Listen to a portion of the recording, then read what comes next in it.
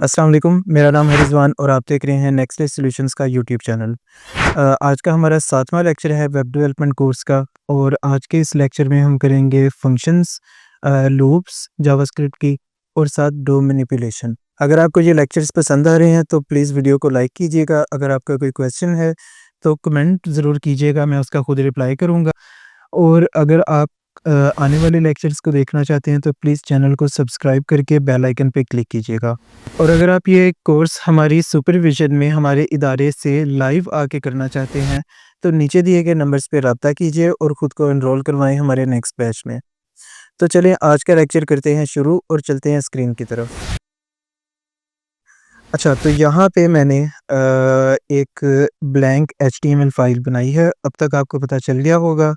हम ये प्रेस करेंगे, एंटर किया और ये डिफ़ॉल्ट जो है एचटीएमएल ये आ गई।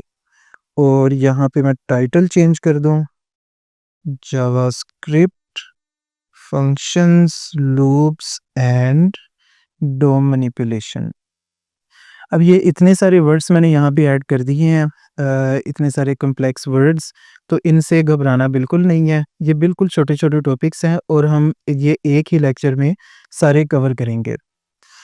अच्छा, तो सबसे पहले हम यहाँ पे कर लेते हैं एक अपनी जेएस ऐड स्क्रिप्ट, जो कि मैंने लास्ट लेक्चर में बताया था कैसे करनी है। और हम यहाँ पे इधर script.js एंटर, तो ये हमने स्क्रिप्ट की फ़ाइल भी बना ली। अब सेम फ़ाइल मैं यहाँ एचटीएमएल में कर लेता हूँ इंक्लूड, ठीक हो गया।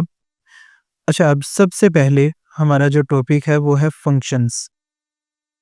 फंक्शंस क्या चीज़ हैं? कुछ फंक्शंस आप अभी तक कर भी चुके हैं, बने बनाए फंक्शन जो जावास्क्रिप्ट के थे, जैसे अलर्ट, ठीक है। अलर्ट फंक्शन, अब ये यूज़ कर रहे हैं एक फंक्शन को जो जावास्क्रिप्ट में पहले से बना हुआ है कि आप कोई भी मैसेज यहाँ पे लिखें, ठीक है।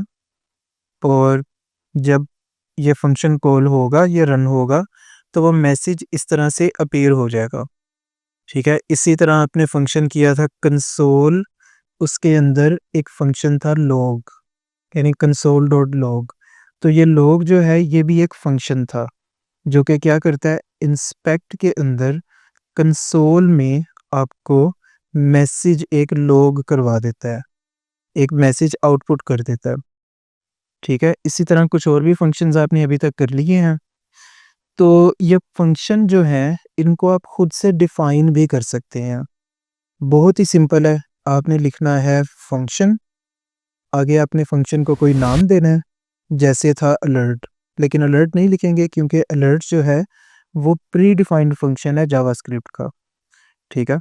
तो मैं यहाँ पे एग्जांपल दे देता हूँ, ऐड टू नंबर्स, ठीक है, 2 नंबर्स को ऐड करना, ये वाली ब्रैकेट्स नेक्स्ट और फिर ये वाली ब्रैकेट्स, और यहाँ पे हम कर देंगे एंटर। अब इन ब्रैकेट्स के दरमियान हमारी जाएंगी इनपुट्स इस फंक्शन को, कि ये फंक्शन कौन-कौन सी इनपुट्स लेगा। जो हम एम्प्टी भी छोड़ सकते हैं कुछ सूरत में, कि अगर कोई फंक्शन ऐसा हो जिसको कोई इनपुट नहीं चाहिए, तो वहाँ पे इसको हम एम्प्टी छोड़ देंगे, ठीक है। तो यहाँ पे इस केस में इसको 2 नंबर्स चाहिए, तो मैं एक वेरिएबल बना देता हूँ num1, एक बना देता हूँ num2, ठीक है। अब इस फंक्शन की ये 2 इनपुट हो गई। अब इन ब्रैकेट्स के दरमियान हमारी होगी सारी प्रोसेसिंग कि ये फंक्शन क्या काम करेगा, ठीक है। तो मैं यहाँ पे करवाता हूँ num1 प्लस num2, ठीक है, बेसिक अरिथमेटिक। तो ये इन दोनों को क्या करेगा, प्लस कर देगा। अब यहाँ पे एक छोटा सा पॉइंट है जो मैं आगे जाके क्लियर करूँगा कि किस सूरत में ये प्लस नहीं करेगा। फ़िलहाल हम इसको कंटिन्यू करते हैं। मैं एक वेरिएबल बना देता हूँ, रिज़ल्ट इज़ इक्वल टू ये, result is equal to num1 plus num2, ठीक है, बिल्कुल सिंपल। अब ये प्रोसेसिंग हमारी हो गई। आगे अब ये है कि इस फंक्शन ने जो ये थी इसकी इनपुट्स, अब इसने कुछ आउटपुट भी करनी है जो कि ये रिजल्ट का वेरिएबल होगा। उसके लिए हम लिखेंगे रिटर्न स्पेस हमारा ये वेरिएबल। तो ये क्या करेगा, इस वेरिएबल का जो वैल्यू होगी उसको रिटर्न कर देगा। तो अब हमारा ये बेसिक सा एक फंक्शन कंप्लीटली डिफाइन हो गया। फंक्शन का नाम है ऐड टू नंबर्स। दो इसकी आ गई इनपुट्स, num1 और num2, और फिर इसकी प्रोसेसिंग हम कर रहे हैं। एक और हमने वेरिएबल बनाया रिजल्ट के नाम से और उसकी वैल्यू रख दी num1 प्लस num2, और अब यह फंक्शन रिटर्न कर देगा रिजल्ट। ठीक है, आते हैं इधर, कुछ भी नहीं हुआ। उसकी रीज़न ये कि अभी तक हमने इस फंक्शन को सिर्फ डिफाइन किया है, इसको हम यूज़ नहीं कर रहे। यूज़ कैसे करेंगे? सिंपली इस तरह से, जैसे हम अलर्ट यूज़ करते हैं वैसे ही। ठीक है, यहाँ पे हम अब इसको वैल्यूज़ देंगे। फ़र्ज़ किया 50 और 70, तो ये फंक्शन अब यूज़ हो रहा है। लेकिन ये यूज़ हो के इसकी कैलकुलेशन हुई और हमने इसको अभी किया कुछ भी नहीं। फ़र्ज़ किया हम इसको अलर्ट करना चाहते हैं, तो इसको रैप कर देंगे अलर्ट के फंक्शन में इस तरह से। उससे क्या होगा, ये आ गई उसकी अलर्ट, उसकी जो प्रोसेस हुई वैल्यू थी जो उसने रिटर्न किया। ठीक है, फ़र्ज़ किया हमने इस पे कुछ और भी काम करना हो, तो मैं इसको एक अलग वेरिएबल में भी रख सकता हूँ। ठीक है, फ़र्ज़ किया ये। अब यहाँ पे क्या है कि इस वेरिएबल को हमने डिफ़ाइन कर लिया है जो इसका रिज़ल्ट आएगा, जो ये हमें रिटर्न करेगा। तो इस सूरत में अब क्या हुआ है कि हमने एक वेरिएबल बनाया है अब न्यू, जो कि इससे जो हमें आउटपुट आएगी वो यहाँ पे स्टोर हो जाएगी। अब इस आउटपुट को हम दोबारा से, यानी ये प्रोग्रामिंग है जहाँ पे हम डाटा या अपनी प्रोसेसिंग के अंदर कुछ भी कर सकते हैं। पहले हम इसको डायरेक्टली यूज़ कर रहे थे अलर्ट में, और अब हम एक वेरिएबल बना के उसको यूज़ कर रहे हैं। इसको मैंने किया रिफ्रेश, तो ये सेम वैल्यू दोबारा आ गई। ठीक है, अब यहाँ पे ये सब ठीक है, लेकिन अगर आप यहाँ पे करें इसको इस तरह से नंबर अपने इसको प्रोवाइड करें, तो फिर ये क्या करेगा, इसने 50 और 70 इस तरह से मुझे नंबर दे दिया। इसको कहते हैं प्रोग्रामिंग में कॉनकैट करना। ठीक है, कि दो चीज़ों को आपस में जोड़ना। तो उसके लिए हम क्या करेंगे कि हमारे इस फंक्शन के अंदर अब फ्लो है और हमें मेक श्योर करना है कि ये जो इसको इनपुट दी जा रही है फंक्शन को, वो इंटीजर हो। तो हमारे पास एक यहाँ पे ऑप्शन है, हमने इस num1 और num2 को करना है। एक फंक्शन है जावास्क्रिप्ट का अपना पार्स इंटीजर, ये क्या करेगा, उसको अगर स्ट्रिंग भी दी जाएगी तो ये उसको इंटीजर बना देगा। सेम काम हम कर देंगे यहाँ पे इसको भी। ठीक है, तो अब क्या हो रहा है, दो इसको पैरामीटर्स गए। ठीक है, उसने फर्स्ट पैरामीटर को पार्स इंटीजर करके स्ट्रिंग से इंटीजर में कन्वर्ट कर लिया, और सेकंड को भी कर लिया। सेंटर में उनके आ गया प्लस साइन, और इस पूरे को एक वेरिएबल में स्टोर कर दिया और फिर वो वेरिएबल रिटर्न कर दिया। ठीक है, तो अब ये स्ट्रिंग भी अगर होगी तो वो उसको कन्वर्ट कर लेगा। ठीक है, दूसरी यहाँ पे छोटी सी अगर हम चीज़ और करना चाहें, तो ये वेरिएबल डिफाइन करने की हमें ज़रूरत नहीं थी, हम इसको डायरेक्टली रिटर्न भी कर सकते हैं। ठीक है, वेरिएबल में स्टोर करने की ज़रूरत नहीं, तो ये एक ही लाइन के अंदर फंक्शन हमारा बन गया जो इन नंबर्स को ऐड कर रहा है। अच्छा, अब बहुत हो गई बातें इन पे, फंक्शंस पे। अब मैं आऊँगा थोड़ा-सा लूप्स की तरफ। लूप क्या चीज़ है? लूप बेसिकली ये है कि जैसे साइकिल का पहिया होता है, घूमता रहता है, ठीक है? और उसकी एक लिमिट होगी, वो रिपीट वहाँ पे ही वापस होगा। मैं वैसे इसकी ना आपको प्रैक्टिकल एग्जांपल दिखाता हूँ। फॉर एग्जांपल आप किसी वेबसाइट पे आते हैं और वहाँ पे ब्लॉग्स अगर देखें, तो यहाँ पे आप देखेंगे सेम चीज़ रिपीट हो रही है, सेम बट डिफरेंट, ठीक है?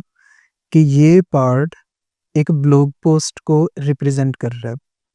उसकी फीचर्ड इमेज आ रही है, उसका टाइटल आ रहा है, ठीक है? नीचे उसकी बेसिक वन लाइन इंट्रो और फिर लिंक आ रहा है और ये सेम सारी चीज़ बार-बार रिपीट हो रही है। पहले यहाँ पे, फिर इधर, फिर ये। तो ये एक एग्ज़ाम्पल है लूप की, कि लूप कैसे काम करती है। कि चीज़ें रिपीट हो रही हैं, ठीक है? उनके दरमियान हर चीज़ के अंदर रिपिटिशन ज़रूर है लेकिन डिफरेंट भी है। और तीसरी चीज़ उसकी कोई लिमिट होगी, ठीक है? यहाँ पे इधर तक लिमिट है। तो ये 3 चीज़ें हैं, रिपीट होना, चेंज होना। तो अब लूप की एक प्रैक्टिकल एग्ज़ाम्पल लेते हैं।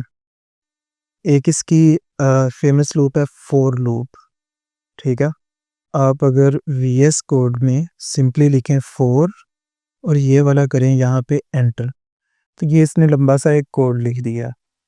है तो 3 लाइनें लेकिन देखने में कॉम्प्लेक्स लग रहा होगा आपको। यहाँ पे ये क्या कर रहा है? मैं इसको ये कर देता हूँ, ठीक है? इसको भी कर देता हूँ। ये कोड है लूप का। फॉर यहाँ पे हम सारी उसकी देंगे जो उसको लिमिट लगानी है और क्या चेंज होगा, और यहाँ पे हम करेंगे कि रिपीट क्या-क्या हो रहा है। फॉर एग्ज़ाम्पल हम एक वेरिएबल डिफ़ाइन करेंगे, वेरिएबल का नाम रख देते हैं i इज़ इक्वल टू 1, ठीक है? तो ये होगी इसकी इनिशियल स्टेज कि i जो है 1 है, ठीक है? नेक्स्ट इसमें मैं करता हूँ i इज़ लेस देन 10। अब लेस देन 10 से मुराद है कि 9 तक, 9 तक ये वैलिड होगा, ये कंडीशन है उसकी, लूप की, ठीक है? इसके आगे मैं कर देता हूँ i plus plus. i plus plus क्या करेगा कि अगर हम वेरिएबल एक डिफ़ाइन करें नंबर, ठीक है? मैं इसको कर देता हूँ 50 और फिर नीचे मैं एक ये फंक्शन करता हूँ num प्लस प्लस। तो नीचे अगर मैं अलर्ट या कंसोल लॉग या किसी भी तरीके से इसकी वैल्यू देखूँ num की, तो वो वैल्यू में 1 इज़ाफ़ा हो जाएगा। यानी ये num प्लस प्लस क्या कर रहा है? num is equal to num plus 1, ठीक है? कि उसमें जो उसकी करंट वैल्यू होगी उसमें एक एडिशन कर देगा। तो यहाँ पे भी नम ये जो i प्लस प्लस है, ये क्या करेगा कि इनिशियली इसकी वैल्यू है 1, ठीक है? नेक्स्ट लूप के अंदर इसकी वैल्यू में एक ऐड हो गया, यानी 2 हो गई। उससे नेक्स्ट में ये 3, 4, 5, 6, 7 8 और 9 तक जाएगी। जब ये जाएगी 10 पे, तो तब क्या होगा, हमारी ये कंडीशन मीट नहीं होगी। कंडीशन क्या कह रही है? i इज़ लेस देन 10, ठीक है? तो इससे मुराद है कि ये लूप 9 दफ़ा चलेगी, ठीक है? और उसमें ये i की वैल्यू चेंज होती जाएगी 1 से लेके 9 तक। तो मैं यहाँ पे क्या करता हूँ, कंसोल डॉट लॉग i की वैल्यू, ठीक है? इसको करते हैं रिफ्रेश, तो ये आ गया आपके सामने 1 से 9 तक, ठीक है? तो दोबारा मैं बताता चलूँ कि लूप के अंदर क्या होगा, चीज़ रिपीट होना और रिपीट होने के साथ उसका चेंज होना, और तीसरा होगा उसमें कुछ लिमिट। अच्छा, अब यहाँ पे ना कभी गलती ऐसी भी हो जाती है कि जिस पे फ़र्ज़ किया मैं यहाँ अगर कह दूँ i इज़ ग्रेटर देन 1 या 0 बल्कि, तो अब क्या होगा, फर्स्ट टाइम, ठीक है, i 1 है तो ये ट्रू है और ये इंक्रीज़ होता जाएगा और वो हमेशा 1 से 0 से बड़ा रहेगा। तो ये क्या हो जाएगी, एग्ज़ाम्पल एक इन्फिनिट लूप की, ठीक है? कि ये इन्फिनिटी तक लूप चलती ही जाएगी। इस सूरत में क्या होगा, अगर मैं करता हूँ इसको रिफ्रेश, तो ये हो रहा है, पेज रीलोड होता जाएगा, आपका सिस्टम हैंग भी हो सकता है, ठीक है? तो ये आपने एक्सपेरिमेंट नहीं करना। मैं इसको अब बंद करने की करता हूँ कोशिश। वैसे मेरा कंप्यूटर ही शायद खुद ही कह देगा इस पेज को ब्लॉक कर दे, और ये हमारे देखते-देखते 3 लाख उसने कंसोल में लॉक्स कर दिए हैं।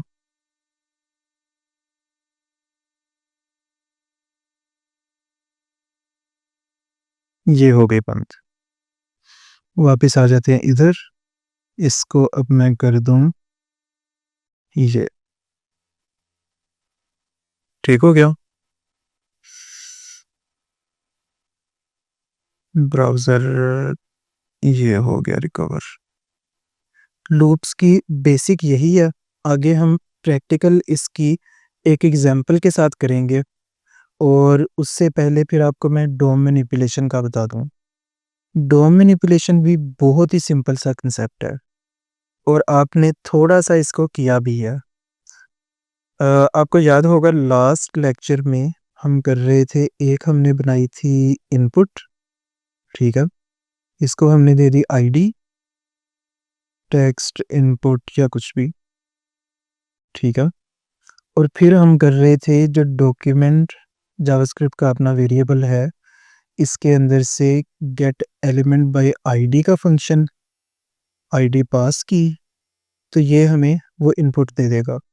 लेकिन इसके लिए मुझे क्या करना पड़ेगा, इस स्क्रिप्ट को मेक श्योर करना है यहाँ पे हो, ठीक है?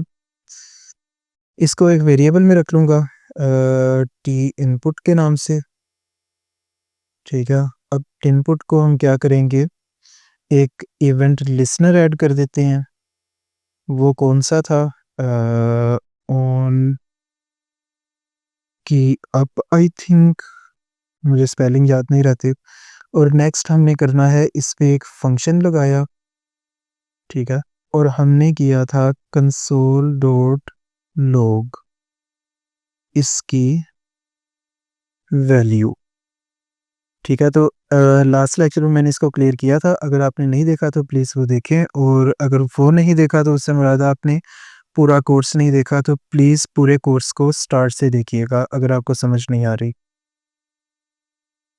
तो ये क्या कर रहे हैं, जो भी इस इनपुट टेक्स्ट के अंदर एंटर किया जाएगा, उसको वो कंसोल में इस तरह से आउटपुट करना शुरू कर देगा।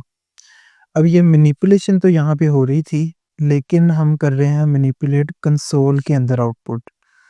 अगर आप करना चाहें, यहाँ पे यू टाइप्ड, ठीक है? और आगे हम एक स्पैन लगा देते हैं। स्पैन जो है ये एक एचटीएमएल का टैग ही है, और ये सिंपली रैप कर देता है किसी भी चीज़ को। हम इसको आईडी दे देते हैं आउटपुट, ठीक है? तो अब मैं कंसोल डॉट लॉग के बजाय मैं ऊपर इसको भी पहले कर लूँ गेट आउटपुट स्पैन, या कोई भी variable document gate element by ID, और ये आ गई मेरी आईडी। अब इससे वो स्पैन गेट हो गई। ये है, इसको एक लाइन ब्रेक दे देते हैं हम यहाँ पे, इधर। तो ये आ गया। अब हम क्या करेंगे, कंसोल डॉट लॉग के बजाय मैं यहाँ पे करता हूँ ये dot inner HTML is equal to इसकी ये वैल्यू, और कंसोल डॉट लॉग को ख़त्म कर दिया। अब क्या होगा कि जब भी कुछ मैं टाइप करूँगा, तो वो उस स्पैन की अंदर एचटीएमएल में ये उसकी वैल्यू पुट कर देगा। ये ठीक हो गया? तो ये क्या है, डोम मैनिपुलेशन, कि आप डोम से मुराद है डॉक्यूमेंट ऑब्जेक्ट मॉडल। आप यहाँ पे अगर इसको देखें एलिमेंट्स, तो ये आपका सारा क्या है, डोम है, ठीक है?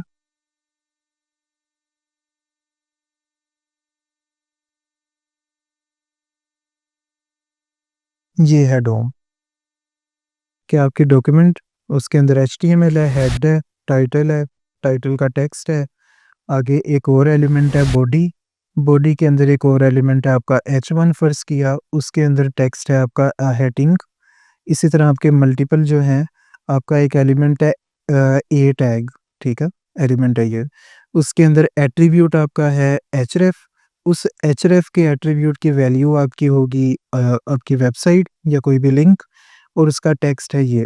तो इस सारे स्ट्रक्चर को कहते हैं डॉम, यानी डॉक्यूमेंट ऑब्जेक्ट मॉडल, ये, ठीक है?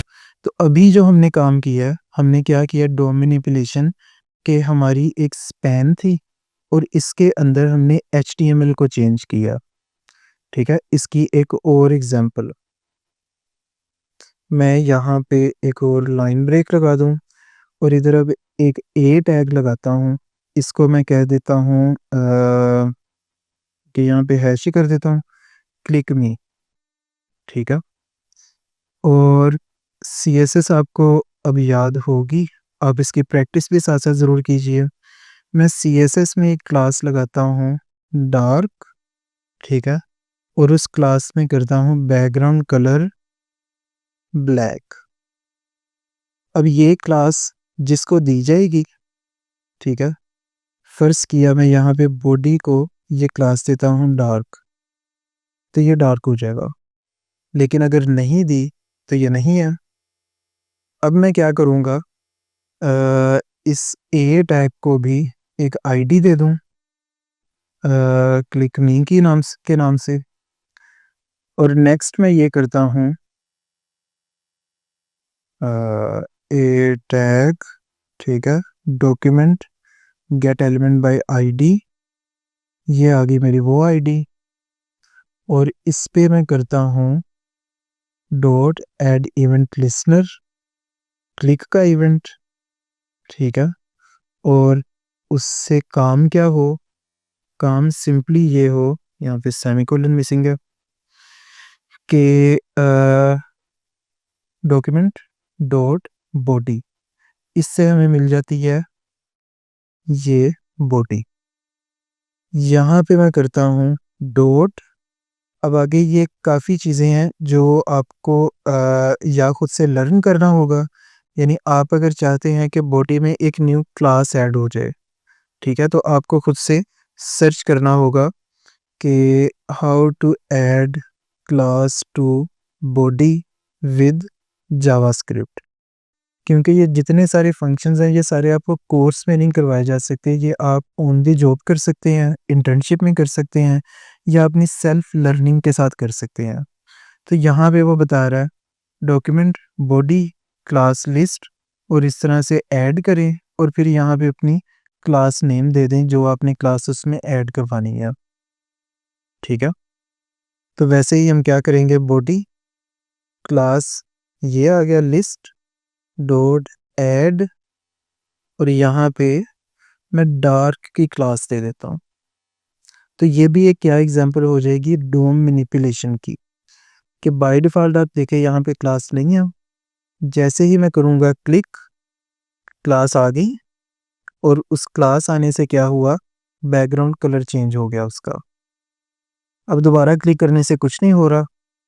यहाँ पे एक और फंक्शन है रिमूव का, ठीक है? लेकिन रिमूव तब करेंगे जब वो पहले से लगी होगी यहाँ पे। एक तीसरा भी फंक्शन है, वो है टॉगल। टॉगल क्या करेगा कि अगर पहले से क्लास ये मौजूद है तो उसको रिमूव कर देगा, और अगर वो पहले से क्लास नहीं मौजूद तो वो उसको ऐड कर देगा। मैं करता हूँ रिफ्रेश, क्लिक, ये चली गई, ये आ गई, ठीक है? तो ये क्या हो गई हमारी डोम मैनिपुलेशन की एक और एग्जांपल,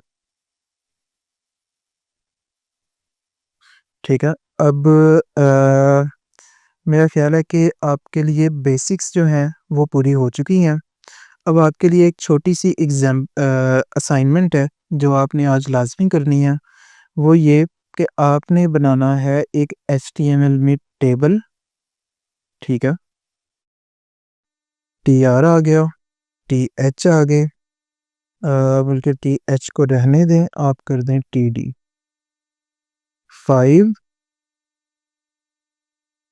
एक्स 1 इक्वल,